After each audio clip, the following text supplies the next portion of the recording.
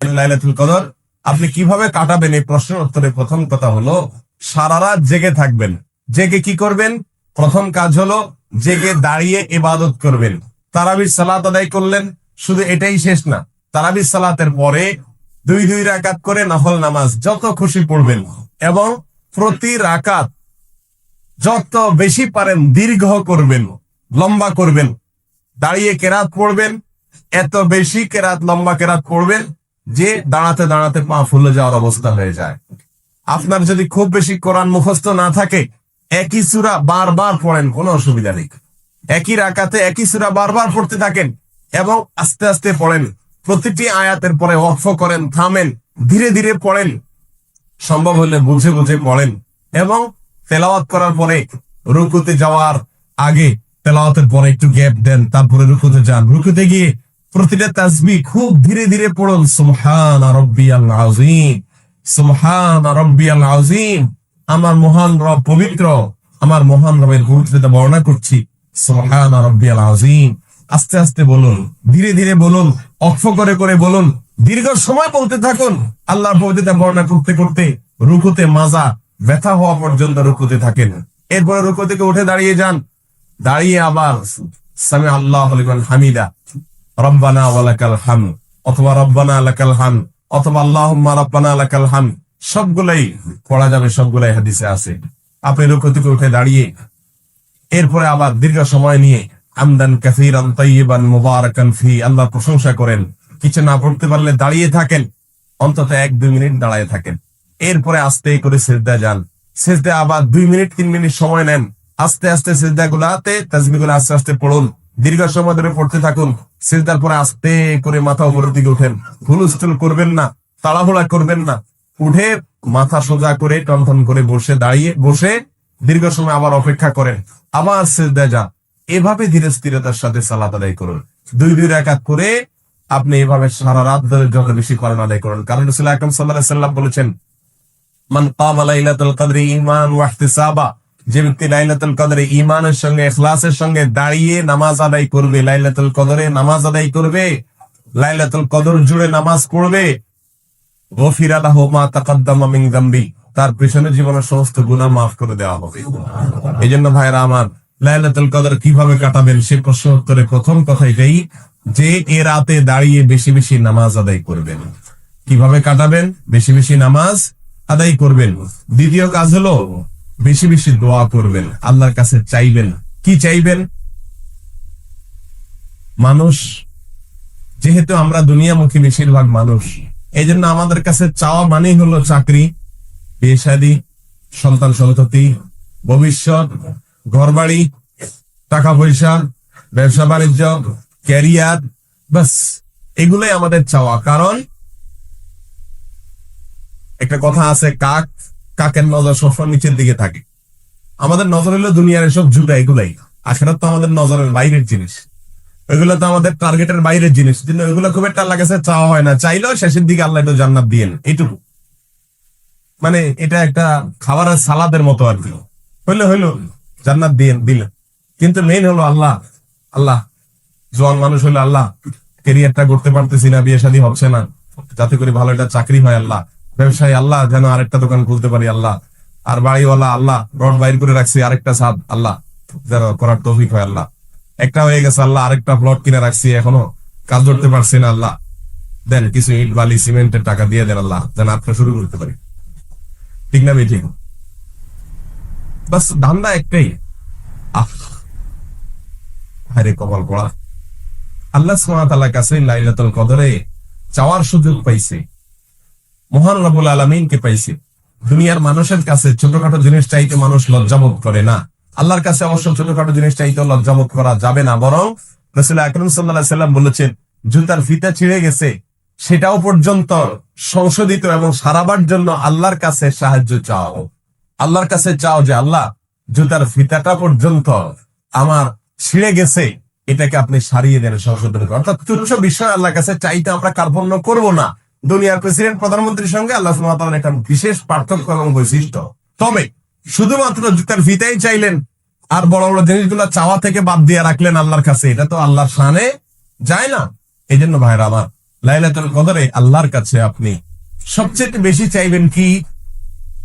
মাগফিরাত। ওয়াল্লাহি আমাদের সবচেয়ে বড় সমস্যা হলো আমাদের গুনাহগুলা। আমাদের সবচেয়ে বড় সমস্যা কি? আমাদের দুনিয়া আটকে আছে, আখিরাত আটকে আছে, জান্নাত থেমে আছে, দুনিয়ার কল্যাণ থেমে আছে, বরকতার যে বৃষ্টি আসমান থেকে পড়বে সেটা পড়ছে না। এই সবগুলোর মূল কারণ কি? আমাদের অপরাধগুলো। আমরা আল্লাহর নাফরমানি করতে করতে এত নিকৃষ্ট হয়ে গেছি যে আল্লাহর করুণার উপযুক্ত হচ্ছি না, আল্লাহর অনুগ্রহ পাচ্ছি না। আমরা এগুলো থেকে দূরে সরে আছি মোহতারাম হাজিরিন। আর সেজন্য লাইলাতুল কদর আপনি কিভাবে কাটাবেন? এই জন্য দ্বিতীয় কথা হলো আল্লাহর কাছে বেশি বেশি দোয়া করবেন। কি দোয়া করবেন? আল্লাহ আমাকে আপনি মাফ করে দিন। এ রাত্রে আপনি কত মানুষকে সাধারণ ক্ষমা ঘোষণা করবেন, কত মানুষের পেছনের সারা জীবনের প্রোফাইল আপনি ডিলিট করে দিবেন, কত মানুষের সারা জীবনের গুনাহ আপনি মাফ করে দিবেন, কত মানুষকে আপনি আজ একটা ক্লিকে তার সমস্ত প্রোফাইলকে পরিষ্কার করে দিবেন, একটা ক্লিকে তার জীবনের সমস্ত অপরাধ, সকল গুনাহ বোল্ড আউট করে দিবেন, তার প্রোফাইল ক্লিন হয়ে যাবে। আল্লাহ আমি যেন সেই সৌভাগ্যশীলদের কাতারে যেতে পারি, আমি কপাল পড়া যেন তাদের কাতারে থাকতে পারি। আল্লাহর কাছে এই রাতে সবচেয়ে বেশি আমাদের চাওয়া পেশ করতে হবে, এই দোয়া পেশ করতে হবে, চোখের পানি ফেলতে হবে, মাবুদের কাছে চাইতে হবে। আল্লাহ সুবহানাহু ওয়া তাআলা আমাদেরকে সে তৌফিক দান করেন। মুহতারাম হাজিরিন, আল্লাহ সুবহানাহু ওয়া তাআলার কাছে এই লাইলাতুল কদরে যদি আমরা চেয়ে নিতে না পারি, আগামী বছর রমজান আসবে, আবার সেই রমজানে ইবাদত তৌফিক হবে। সেই নিশ্চয়তা আমাদের কারণ নেই।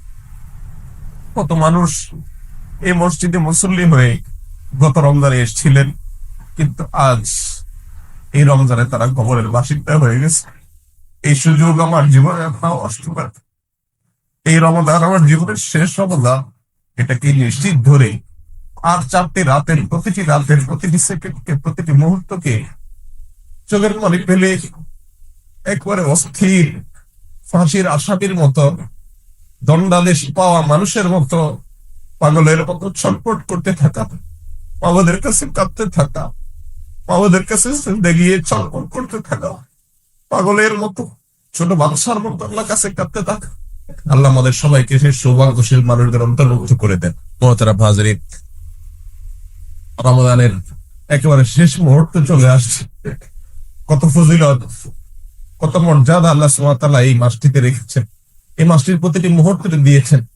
কতটুকু আমি করতে পেরেছি, কত মানুষকে আল্লাহ ক্ষমা করেছেন, আমার গুনাহগুলোর কি হয়েছে আমি জানিও না যে আমার জন্য কিসের ফয়সালা হয়ে আছে, জান্নাতের না জাহান্নামের। অথচ আমি ঈদের জন্য বিশাল প্রস্তুতি নিচ্ছি, আমার ঈদের আয়োজনের কোনো কমতি নেই।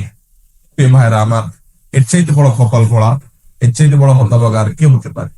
এই জন্য রমাদানের শেষের মুহূর্তগুলোকে আল্লাহ সুবহানাহু ওয়া তাআলার ইবাদত বন্দেগীতে আরো বেশি আমরা মনোনিবেশ করি, আরো বেশি আল্লাহর কাছে চোখের পানি ফেলি, এবং আরো বেশি আল্লাহর দিকে মনোযোগী হয়ে প্রতিটি রাতের প্রতিটি মুহূর্তকে কাজে লাগাই। আল্লাহ আমাদেরকে সেই তৌফিক দান করেন। এর পাশাপাশি দুনিয়ার সুখ শান্তিও চাইবো। দুনিয়ার সুখ শান্তি এটাই যেন আমাদের একমাত্র চাওয়া না হয়, বরং আমাদের সবচেয়ে বড় চাওয়া হবে জান্নাত, সবচেয়ে বড় চাওয়া হবে জাহান্নাম থেকে মুক্তি, আল্লাহর সন্তুষ্টি, আল্লাহর প্রিয় বান্দা হতে পারা। আল্লাহ আমাদের সবাইকে সেই তৌফিক দান করুন। প্রিয় ভাইরা আমার, লাইলাতুল কদর কিভাবে কাটাবো?